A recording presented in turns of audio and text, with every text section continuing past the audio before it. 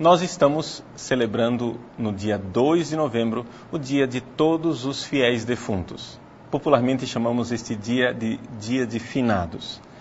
O que é que nós fazemos nesse dia? Nesse dia, nós visitamos os cemitérios e lembramos de rezar pelas nossas pessoas que nós amamos, pelas pessoas que queremos bem e não somente isto, também pelas almas necessitadas que estão no purgatório. Que sentido tem nós rezarmos pelas pessoas falecidas?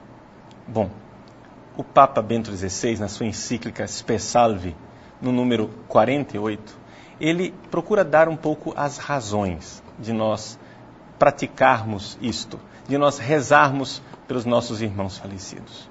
Ele lembra que esta prática de rezar pelos defuntos é algo que vem desde o Antigo Testamento, como atesta o segundo livro dos Macabeus.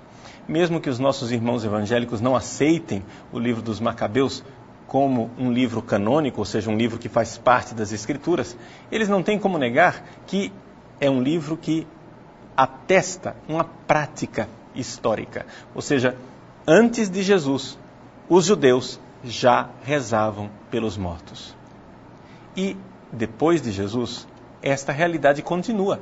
Se nós formos nas catacumbas de Roma, onde os primeiros cristãos sepultavam os seus irmãos falecidos, nós iremos encontrar que nas lápides dos túmulos cristãos haviam pequenas orações em que os cristãos pediam a Deus e pediam aos santos que intercedessem por este irmão falecido, em favor deste irmão falecido.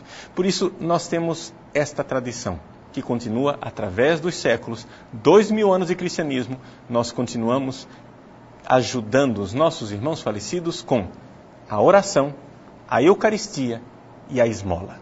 São 3 práticas fundamentais que nós pensamos, cremos e sabemos que podem ajudar os nossos irmãos no purgatório. Bom, e por que isto? Porque nós sabemos que o amor não é detido pela morte. O amor é mais forte do que a morte e, portanto, o nosso amor por estes irmãos pode ir para além das portas da morte. Nós podemos rezar por eles, nós podemos interceder por eles, e isso é uma convicção fundamental do cristianismo.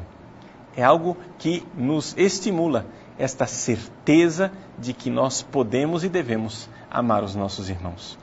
O Papa, na sua encíclica Spe Salvi, diz assim: quem de nós não gostaria de ter para com os seus entes queridos, já falecidos, um sinal de bondade, uma oração de gratidão ou até mesmo um pedido de perdão? Às vezes você tem uma pessoa que faleceu e você gostaria de pedir perdão. Você gostaria de agradecer o que você não teve tempo de agradecer. Você gostaria de pedir a Deus em favor daquela pessoa. Pois bem, depois da morte, nós continuamos nesta comunhão. Nós somos membros do corpo de Cristo. E a morte não nos excomunga, não nos tira do corpo de Cristo. Ora, o que um membro faz de bom influencia o outro. E por isso nós podemos nos unir a estes irmãos falecidos através da nossa oração, do nosso bem-querer e da nossa intercessão.